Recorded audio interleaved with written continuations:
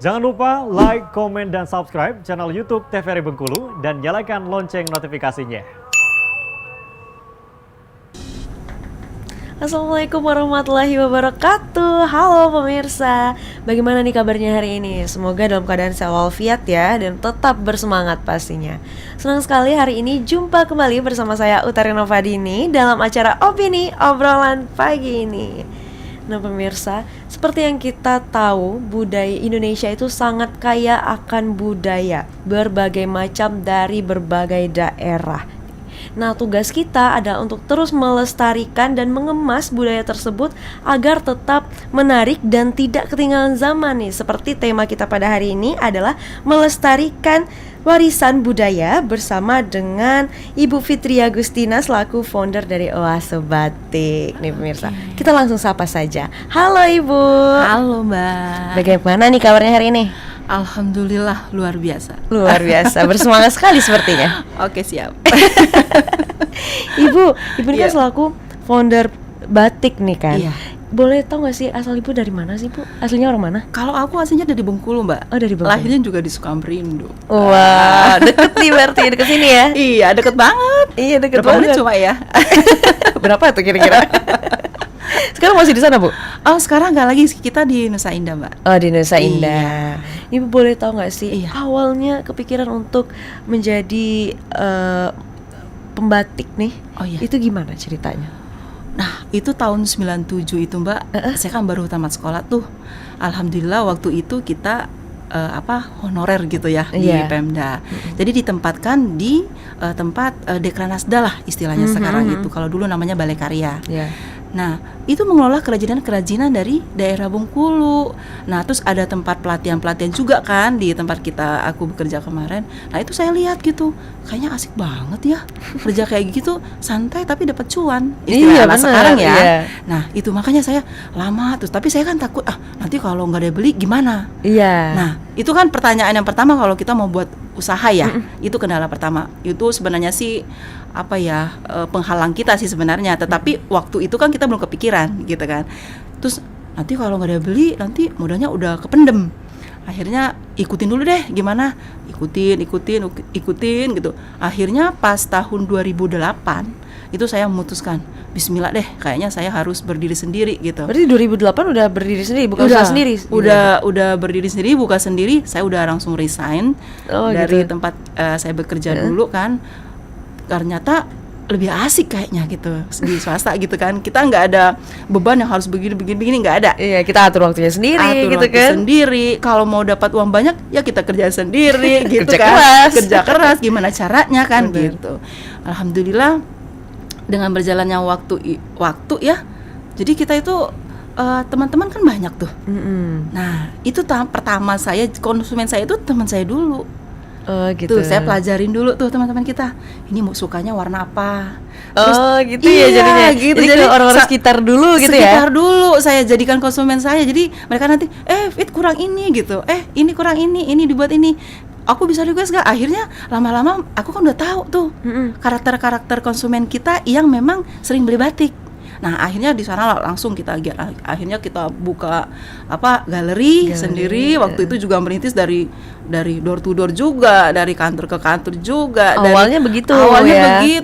Nggak sampai sekarang zaman sekarang itu lebih enak dagang karena ada sosial media, e-commerce juga banyak. Jadi welcome untuk semuanya gitu kan. Kalau kita dulu kok nggak bisa, harus ditodong langsung ya. Iya, semuanya kan terbatas. Tetapi karena kita nekat, kita mau supaya ini nih go-nya lebih bagus gitu kan, lebih peluangnya lebih banyak, kenapa enggak gitu.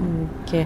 Nah itu kerajinan pertama kali yang ibu belajar atau ibu buat itu tuh apa? Memang langsung ke batik? Pertama itu saya tuh kalau membuat batik itu perlu modal ya. Bener. Makanya aku penasaran nih. Iya. Sedangkan kita waktu itu belum bisa ke batik. Bener kan? Nah jadi saya berpikir gini, souvenir kayaknya lebih oke ya. Oh souvenir gitu. Souvenir dulu. Jadi kita limbah dari batik itu kita jadikan cuan deh. Perca gitu ya. Jadi akhirnya itu kayak mulung doh. Tuh iya. jadi dari tempat apa namanya Jahit. itu penjahit gitu kan, minta dong ini kalau ada yang apa perca-percanya Itu dikasih- gitu. dikasih aja gitu? Dikasih aja, mereka kan alhamdulillah Mbak, nggak capek-capek Iya lagi sih. kan buang gitu. Jadi kita yang terima limbahnya. Nah terus juga kita buat kerajinan macam-macam. Alhamdulillah tuh diterima sama masyarakat. Kebetulan tuh teman-teman sekali udah mendukung juga kan. Iya. Nah akhirnya saya produksi. Nah dapat juga kita apa namanya keuntungan. Akhirnya saya buat batik gitu. Pertama saya pesan dulu ke teman-teman gitu kan yang memang pengrajin batik Bengkulu gitu kan. Oh, pesan Nanti dulu awalnya. Pesan dulu, nanti saya bantu promosi jual gitu. Oh, Nah, gitu. lama-lama saya belajar. Akhirnya saya udah tahu ikut-ikut event atau pameran atau apa gitu ya. Akhirnya saya buka sendiri, bisa gitu. Akhirnya Iya, buka sendiri. akhirnya buka Iya. sendiri. Terus kita juga rekrut karyawan juga kan. Oh, iya, Dari alhamdulillah Mbak itu ya. Itu mungkin jalan Tuhan kali ya.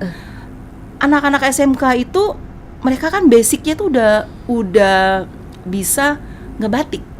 Dasar mereka udah tahu. Tetapi kadang mereka itu perlu wawasan untuk dari warna apa yang iya, lagi diminati lebih lanjut konsumen. lagi ya gitu Iya, ya. Tetapi mereka basicnya bisa. Oh iya. Nah, jadi saya rekrutlah anak-anak tamatan Dari SMK gitu. Oh, Jadi gitu. saya nggak perlu lagi ngajarin Tata dari busana awal ya berarti ya? Oh bukan, Bukan, jurusan apa tuh? tekstil Mbak. Jadi Oh, SMK memang ada ya? Ada. Jurusan tekstil. Jadi jurusan tekstil itu mereka itu ngebatik, menjahit Oh, gitu. Jadi saya sih nggak apa ya namanya, nggak susah lagi Ya, gitu benar. ya. Jadi saya bisa bekerja sama dengan sekolah SMK-nya di SMK 5 ya kalau di Bengkulu ya. Nah itu kita bisa memberdayakan batik itu ke anak-anak muda.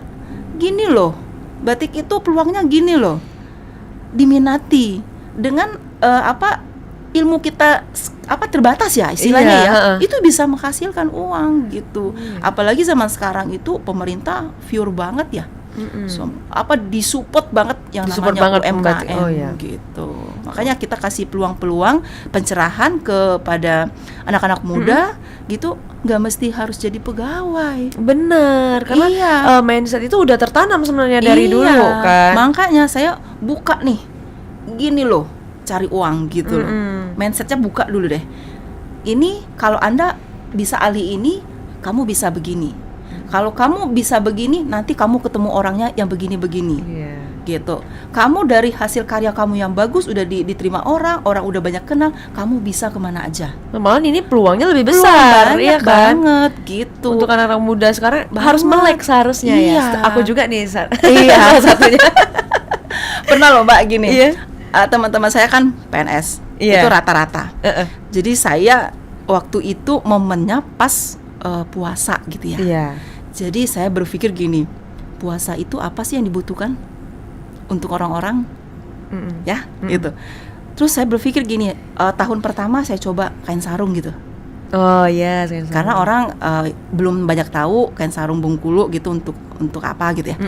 Terus tahun kedua saya jor. Saya ajak teman-teman, aku bilang, mau dagang nggak? Gue bilang, gitu kan sama teman-teman. Daripada duduk-duduk nggak ada duit. benar. Itu ibu-ibu nih biasanya targetnya nih. Bener. Jadi katanya kok mahal gini. Oh, iya. Sekarang ini momen puasa. Gue bilang kan, aku ada produk kain sarung. Lu kan sekolah dari SD sampai kuliah, nggak mungkin dong nggak ada temen. Gue bilang. Benar. Iya kan, Iya. gitu. Jadi akhirnya yalah cobalah posting gitu. Nah, aku kasihlah contoh-contoh, mereka posting gitu kan. Alhamdulillah peminatnya banyak gitu. Alhamdulillah tuh temen aku, beberapa temen waktu itu baru berapa ya resellernya saya tuh. Ada satu ibu itu, wah keren banget tuh jualan. 2 minggu itu dia dapat 10 juta loh, bersih. 2 minggu itu 2 minggu 10 juta Wow. puasa. Itu waktu puasa ya. Puasa, makanya dia berkipas tuh.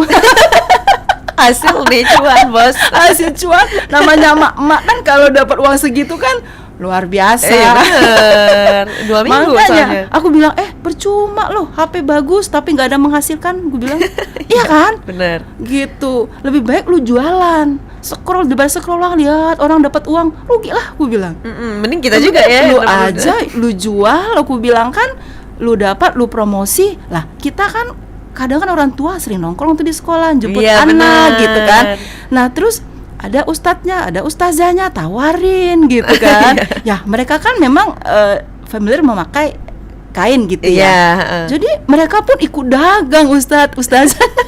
Ikut-ikutan jadi reseller jadinya Iya, ya. makanya saya berpikir gini, wah dagang ini benar ya zaman Nabi bilang gitu. Banyak suatu profesi yang memang sangat mulia gitu. Karena apa? Dia di sana itu bisa melibatkan orang banyak dan tidak merugikan orang. Jelas. Nah, itu makanya saya baru paham itu, oh ini maksudnya aku bilang gitu. Dari kita pembuat kain morinya, terus peralatan batiknya, Iya. terus juga orang proses batik, terus yang jahit jadi kain, terus jadi langkah-langkahnya Melibatkan itu banyak orang melibatkan juga. banyak orang secara tidak sengaja. Nah itu salah satunya yang saya gini ya. Ini gitu sebenarnya ya. artinya Bener, gitu ya. bener banget gitu. Baik Ibu, kita jeda sebentar ya Bu. Oke, Nanti siap. kita lanjutkan lagi. Oke, siap. Pemirsa, jangan kemana-mana, tetaplah bersama kami di Opini Obrolan Pagi ini.